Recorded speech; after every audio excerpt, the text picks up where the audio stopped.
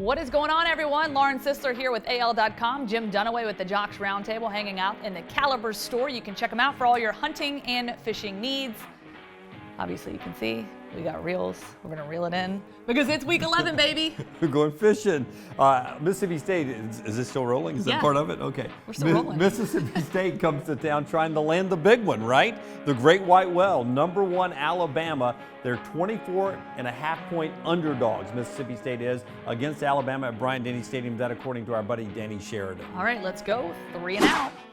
Okay, Jimmy D, first down, we're going to go key matchup. What is the key matchup in this game, Alabama versus Mississippi State?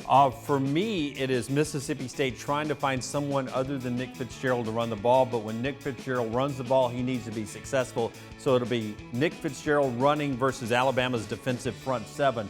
When Mississippi State has beaten good teams like Auburn and Texas A&M, Fitzgerald has run for over 100 yards. He's had some, but not a lot of success throwing the football. He's got to run the ball with great success for them to have a chance to win, but they can't rely solely on that because that's not going to beat Alabama. Okay, I'm going to go Mississippi State defense versus Tua Tagovailoa. The Mississippi State defense right now has an FBS low of allowing just 9 touchdowns in the last 9 games. Only 4 of those passing touchdowns. On the flip side of that, Tua Tagovailoa averaging a touchdown every 7 passes. Pretty impressive stuff. 51 straight possessions, only 2 touchdowns for Mississippi State. It's a tough defense. So give me an impact player for Alabama.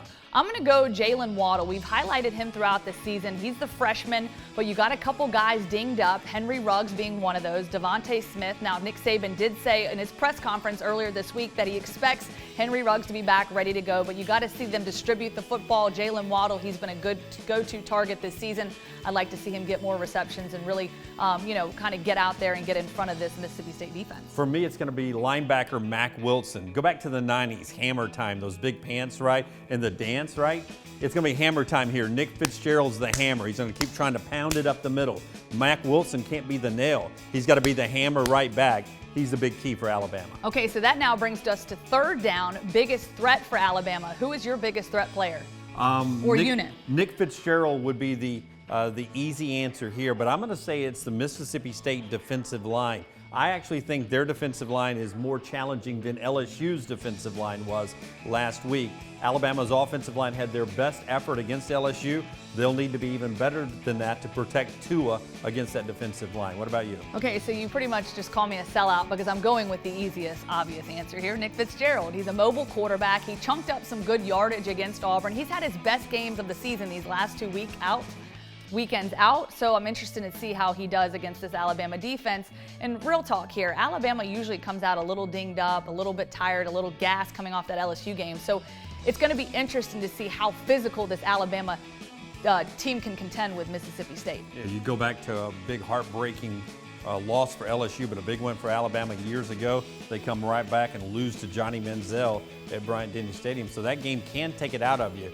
Didn't feel like that kind of game this year for Alabama. They hammered them pretty hard. All right, it is election day as we're shooting this right now. So how fitting is that? Tua for Heisman. We're campaigning on the campaign trail again. And so, Jim, I want to break this thing down. Tua Tagovailoa is on target to win the Heisman campaign by the biggest margin of victory in the history at this point in time, obviously, as all goes well in the month of November. So a little bit of comparisons. When you break down the last 3 quarterbacks that have won the Heisman in the SEC here in the last 10 years, you got Johnny Manziel, you got Cam Newton, and you got Tim Tebow. If you're going to kind of rank those guys, where do you rank them and where do you put Tua in that mix? Well, I'm going to take Johnny Manziel out. Okay, because Johnny Manziel did not win the national championship. He didn't even win the SEC championship. Okay, so he's down yonder. He's out of the mix. So it's the other 2 big ones. Cam Newton, who had the best single season I've ever seen in college football at quarterback, and Tim Tebow, who had the best career. So Tua, who is not going to be able to do career this year, so he's battling Cam Newton for 1 year. Cam was more of a one-man show to me.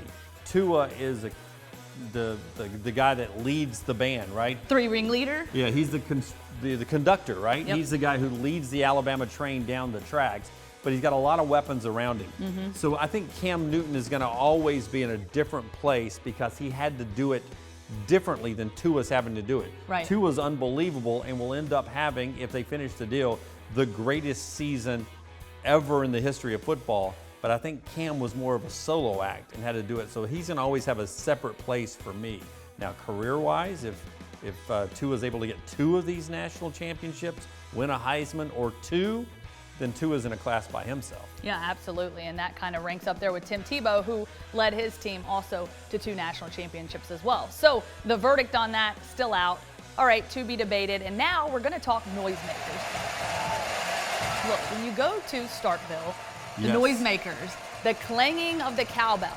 So let's just say, hypothetically, we know Nick Saban doesn't like hypotheticals, but we're going hypothetical today. If Alabama was going to return the favor in Bryant-Denny Stadium, what would be the most obnoxious noisemaker that the Alabama fan base could bring in there to disrupt and create chaos? For me, the best thing to do would do the zirconium rings for every fan that walks in, championship rings, and just have them clang their championship rings together. Everybody would have them on 4 fingers, right? So you'd have 8 championship rings, and everybody would clap like this, and it'd be like taps playing, just really loud. That's a good one. All right, let me slip over here to my cell phone because we got to run with technology here. I am going to go with, you ready for it? Yep. So an air horn on a phone? That is the rap horn. The rap horn. The rap horn. So as former DJ Sisler here, I used to have that DJ horn in my DJ booth, and people used to roll up on me all the time and hit that thing. And oh my gosh, it was so annoying. So as you can imagine, if you have 80,000+ fans rolling with this bad boy, would you get so annoyed with that? The actual horn? Hey, we could go either way with it. But, you know, like I said, everybody could download this app. Free rap horn, y'all. Free rap horn. Yeah, rap horn. Horn. What does it sound like I'm saying? No, just rap horn. Rap horn? Yeah. Just rap horn. I get where you're going with that. Anyways, all right, we're making our predictions now. We'll let you go first, as always, the honorary captain in this one. Well, Danny Sheridan says 24.5. He's so good at this, right? I think Alabama scores 39 and Mississippi State gets 2 field goals. I'll give them 6. 39-6, maybe a field goal and a missed extra point in the mix for Alabama. They seem to make a kick, miss a kick, make a kick, miss a kick. But 39-6, dominating performance for Alabama. Yeah, I think another dominating performance. We will go into that 50 mark. We've talked about that 50 mark all season long. I'm going 42-17. As I said, physical game against LSU. They're going to come back to their home crowd. I don't think they'll have a problem with Mississippi State, but this one might remind me a little bit more of like that matchup they had with Texas A&M. So 42-17, that's a wrap. This video was brought to you by Caliber, a luxury store in Homewood, Alabama that's reviving the finer things in hunting and fishing.